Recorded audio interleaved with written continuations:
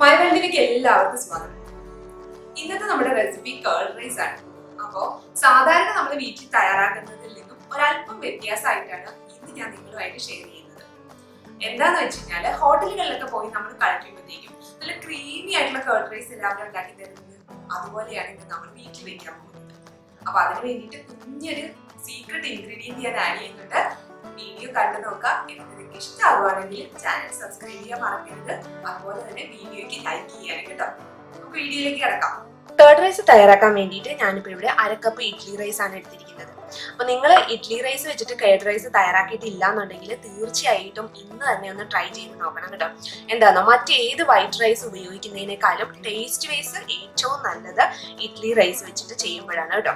അപ്പൊ ഞാനിത് 1/2 മണിക്കൂർ മുമ്പ് ഒന്ന് സോക്ക് ചെയ്യാൻ വേണ്ടിയിട്ട് വെച്ചിട്ടുണ്ടായിരുന്നു. അപ്പൊ സോക്ക് ചെയ്യണമെന്നൊന്നും നിർബന്ധമില്ല, പക്ഷെ കുറച്ച് നന്നായിട്ടൊന്ന് മാഷ് ആക്കിയിട്ടുണ്ട് അരി, അതിന് വേണ്ടിയിട്ടാണ് സോക്ക് ചെയ്യുന്നത്.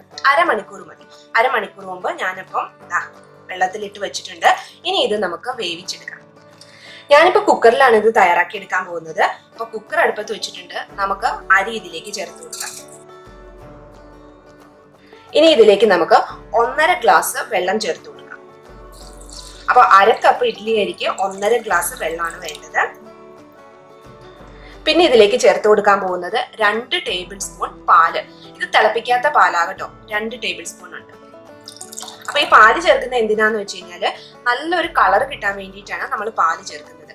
ഇനി ഇത് നന്നായിട്ടൊന്ന് മിക്സ് ചെയ്തിട്ട് നമുക്ക് അടച്ചു വെച്ച് വേവിച്ചെടുക്കാം.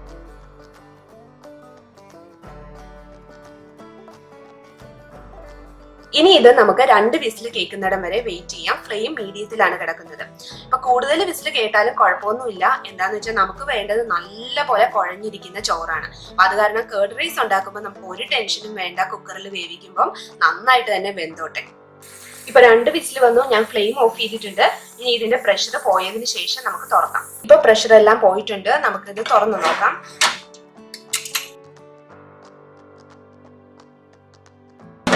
കണ്ടോ, ഞാൻ പറഞ്ഞില്ലേ പാലൊഴിച്ച് നമ്മൾ വേവിക്കുമ്പോഴത്തേക്കും നല്ല പോലെ വൈറ്റ് കളർ കിട്ടും. ഇനി നമുക്ക് എന്ത് ചെയ്യാന്നോ, മറ്റൊരു പാത്രത്തിലേക്ക് ചൂടാറാൻ വേണ്ടിയിട്ട് നമുക്ക് മാറ്റി വെക്കാം.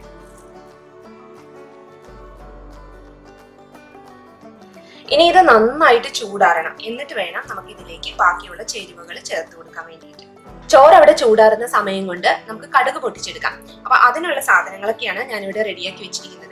ഞാൻ എടുത്തിരിക്കുന്നത് 2.5 ടേബിൾ സ്പൂൺ നെയ്യാണ്.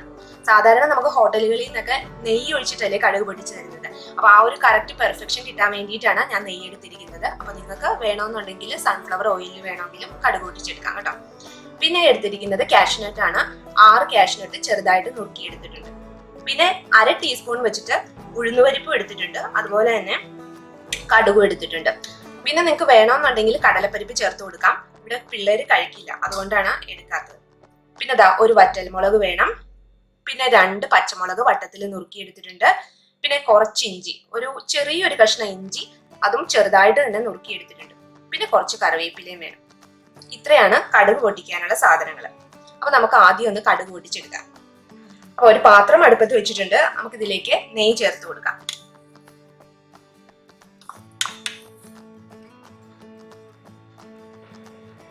നെയ്യ് ചൂടായിട്ടുണ്ട്. നമുക്ക് ഇതിലേക്ക് ഉഴുന്ന് ചേർത്ത് കൊടുക്കാം.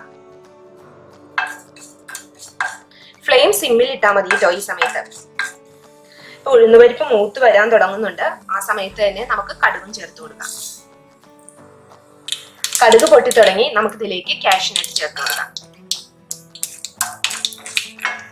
ഇനി നമുക്ക് ചേർക്കേണ്ടത് ഇഞ്ചിയാണ്. പിന്നെ വറ്റൽമുളക്, പിന്നെ കറിവേപ്പില, അതോടുകൂടി തന്നെ പച്ചമുളകും ചേർത്ത് കൊടുക്കാം. ഇപ്പം നമ്മൾ ചേർത്ത ഇൻഗ്രീഡിയൻസ് എല്ലാം നന്നായിട്ട് മൂത്തിട്ടുണ്ട്. നമുക്ക് ഫ്ലെയിം ഓഫ് ചെയ്യാം. ഇനി ഇതും നമുക്ക് ചൂടാറാൻ വേണ്ടി മാറ്റി വയ്ക്കാം. ഇപ്പൊ നമ്മുടെ റൈസ് നന്നായിട്ട് തണുത്തിട്ടുണ്ട്. ഇനി ഇതിലേക്ക് ഞാൻ ചേർക്കാൻ പോകുന്നത് 2.5 ടേബിൾ സ്പൂൺ ഫ്രഷ് ക്രീം ആണ്. അപ്പൊ ഇത് മസ്റ്റ് ആയിട്ട് ചേർക്കണം. ഇതാണ് ഇതിൻ്റെ സീക്രട്ട് ആയിട്ടുള്ള ഇൻഗ്രീഡിയന്റ്. അപ്പൊ മസ്റ്റ് ആയിട്ട് നിങ്ങൾ ചേർക്കാൻ മറക്കരുത് കേട്ടോ. ഫ്രഷ് ക്രീം ആണ് 2.5 ടേബിൾ സ്പൂൺ. അത് ചേർത്ത് കൊടുക്കാം. റൈസിന്റെ എല്ലാ ഭാഗത്തും ഈ ക്രീം എത്തണം. ആ രീതിയിൽ നല്ലപോലെ മിക്സ് ചെയ്ത് കൊടുക്കാം. അങ്ങനെ ഞാൻ നന്നായിട്ട് മിക്സ് ചെയ്ത് കൊടുത്തിട്ടുണ്ട്. ഇനി നമുക്ക് ഇതിലേക്ക് ചേർത്ത് കൊടുക്കേണ്ടത് തൈരാണ്. ഞാനിവിടെ 1 കപ്പ് തൈര് എടുത്തിട്ടുണ്ട്. തൈര് എങ്ങനെയാണ് തയ്യാറാക്കി എടുക്കുക എന്നുള്ളത് ഇതിനു മുമ്പ് ഞാൻ വീഡിയോ അപ്ലോഡ് ചെയ്തിട്ടുണ്ട് ബേസിക് കുക്കിംഗ് ടിപ്സിൽ. അങ്ങനെ തയ്യാറാക്കി എടുത്ത 1 കപ്പ് തൈരാണിത്. ഇത് നമുക്ക് ചേർത്ത് കൊടുക്കാം. ഇതില് പുളി അല്പം മാത്രമേ ഉള്ളൂ.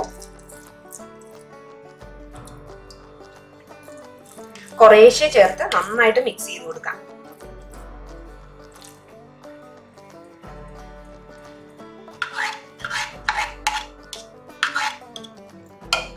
അങ്ങനെ 1 കപ്പ് തൈരും ഞാൻ ചേർത്ത് കൊടുത്തിട്ടുണ്ട്. ഇനി നമ്മൾ ഇതിലേക്ക് ചേർത്ത് കൊടുക്കാൻ പോകുന്നത് ആവശ്യത്തിനുള്ള ഉപ്പാണ്. ഇനി ഞാനൊന്ന് ടേസ്റ്റ് ചെയ്ത് നോക്കട്ടെ.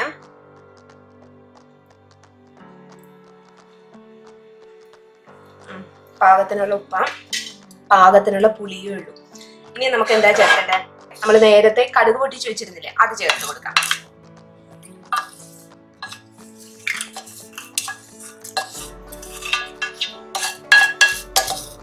ഞാനിത് മുഴുവൻ ചേർക്കാത്തത് എനിക്ക് ഫോട്ടോ എടുക്കുമ്പോൾ കുറച്ച് ഒന്ന് അതിന്റെ പൊക്കത്ത് വിതറാൻ വേണ്ടിയിട്ടാണ് ഞാൻ ബാക്കി വെച്ചിരിക്കുന്നത് കേട്ടോ.